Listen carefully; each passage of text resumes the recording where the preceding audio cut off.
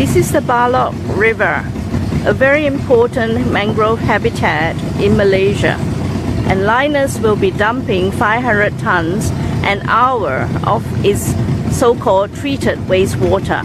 But the treated water will still have contaminants, and it will affect the fishermen downstream and the people who frequent this area for recreational activities.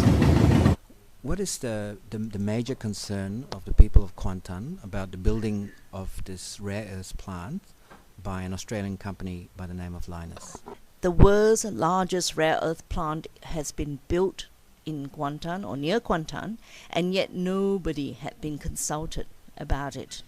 They have not given the consent, they did not know anything about it, and they will not allow a rare earth plant to be constructed in Malaysia, not only just in Kuantan but anywhere in Malaysia. Rare earth processing is very, very toxic.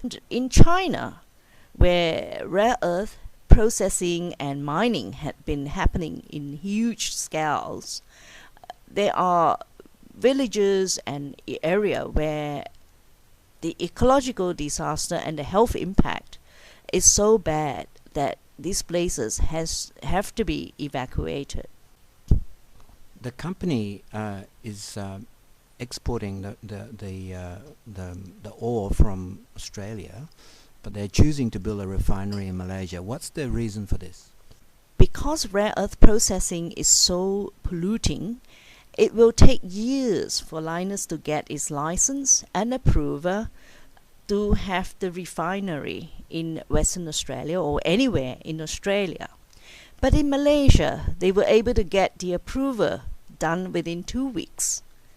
I mean, that's ridiculous. Also, the cheap labor cost and materials in a country like Malaysia makes it extremely attractive.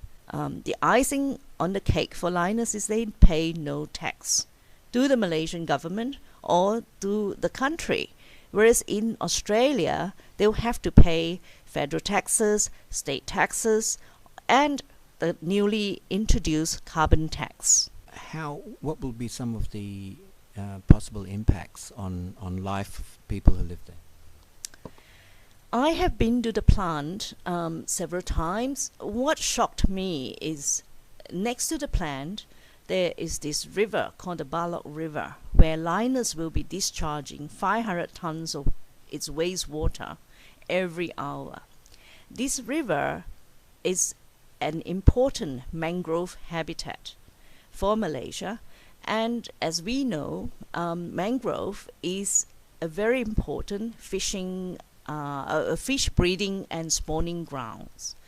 Many people who live downstream near the river mouth fish from the river mouth in the sea, in the South China Sea, but they also catch shellfish like crabs and mussels and a whole lot of other seafood in the mangrove floodplains.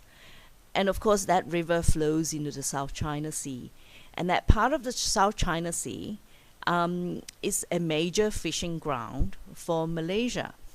And on top of that, tourism along the coast is a growing industry. So we essentially threatening and to wipe out a high employment industry that is clean, that is beneficial for Malaysia from this tax-free, dirty operation from Australia. You give me an idea of the sort of things people have done to make their views clear? They have tried every avenues possible through the court, by appealing the licensing decision, by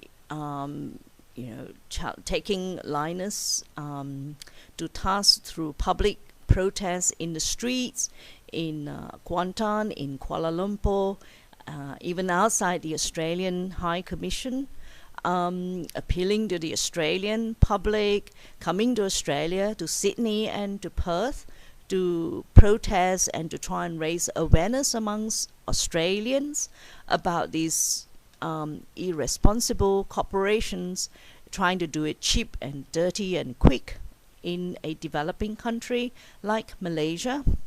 And they're continuing to pursue legal avenues, both in Australia and in Malaysia, to try and stop and stall this project.